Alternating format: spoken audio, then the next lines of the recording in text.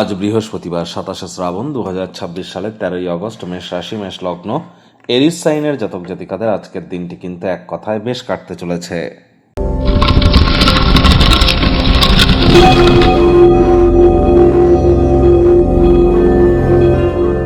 ভিডিওটির শুরুতেই স্ক্রিনে আপনারা দেখতে পাচ্ছেন বৃহস্পতির বীজমন্ত্র ওম গ্রাং গ্রিং গ্রৌং স গুরাবে নমঃ।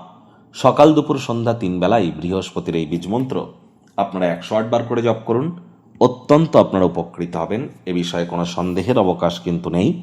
আর যারা দীক্ষা নেননি ইমিডিয়েট দীক্ষা নিন। গুরু বিনা এই জীবনে উন্নতি কিন্তু এক প্রকার অসম্ভব। আমি বারবার কিন্তু বলি, জন্মগুরু, শিক্ষাগুরু, দীক্ষাগুরু, এই 3 গুরুই কিন্তু ব্রহ্ম বিষ্ণু মহেশ। এই 3 গুরুই কিন্তু ইলেকট্রন, প্রোটন, নিউট্রন। এই 3 গুরুই কিন্তু আমরা যদি দেখি generator, operator and destroyer, GOD God. তাহলে গুরু বিনা উন্নতি কিভাবে অসম্ভব? মন্দিরে গিয়ে ডাইরেক্ট পুজো দেওয়া যায় না, একজন পুরোহিত লাগে, মাধ্যম লাগে ঈশ্বরের কাছে পৌঁছাতে গেলে, আর সেটাই কিন্তু গুরু।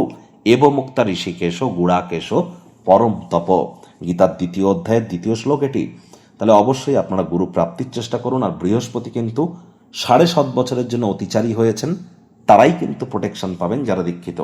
আর এখানে অবশ্যই আজ সাত্ত্বিক জীবনযাপন পালন করুন, নিরামিষ খাদ্যাভ্যাস বৃহস্পতিবার করে অন্তত আপনারা বজায় রাখুন। হলুদ রঙের বস্তু, বস্ত্র সামগ্রীর প্রয়োগ একটু বেশি করে করুন। ব্লু কালারের কোনো ড্রেস যেন আজ ভুলেও আপনারা পরিধান করবেন না। আর আপনার জন্মগুরু, আপনার শিক্ষাগুরু, আপনার দীক্ষাগুরু, এই 3 গুরুর প্রাপ্তিতে আপনাদের নিরলস প্রচেষ্টা কিন্তু করা উচিত।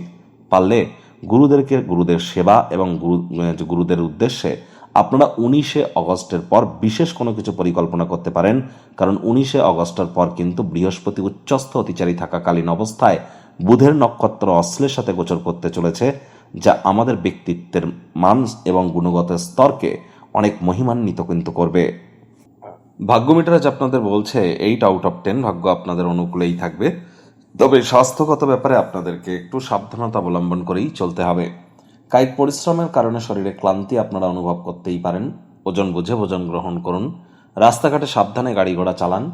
কোনো প্রকার নেতিবাচক অনুভূতির আশ্রয় ভুলেও যেন গ্রহণ করবেন না, হতাশা কিন্তু গ্রাস করতেই পারে। আজ পরিবারে বাচ্চা কাচ্চা থেকে থাকলে তাদের সাথে একটু সময় কাটান। শিশুরা নিষ্পাপ আধ্যাত্মিক ব্যক্তিস্বরূপ, তাদের সাথে যত সময় অতিবাহিত করবেন মেন্টাল রিলিফ কিন্তু আপনারা প্রাপ্তি করতে চলেছেন। আজ অর্থগত ব্যাপারে ইনকাম বাড়বে, খরচও বাড়বে, যার কারণে সঞ্চয় ঘাটতি কিন্তু পড়তেই পারে।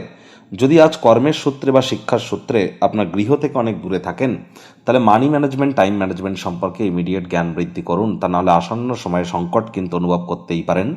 চাকরিজীবীদের অফিসের পরিবেশ এক প্রকার বেশ, বস কলিগদের সাথে ভাব ভালোবাসা বৃদ্ধি পাবে। কর্মে গতি অনুভব করবেন। নিজের মেধা, দক্ষতা, ট্যালেন্টের দৌলতে প্রশংসার পাত্রপাত্রীও আপনারা কিন্তু হতেই পারেন। রাজনীতিবিদ যারা আছেন জনসংযোগ বৃদ্ধি করুন, সমাজে পপুলারিটিও আপনাদের বাড়বে। শিক্ষার্থী বিদ্যার্থীরা যে কোনো প্রকার পরীক্ষা প্রতিযোগিতায় সফলতা প্রাপ্তি করবেন।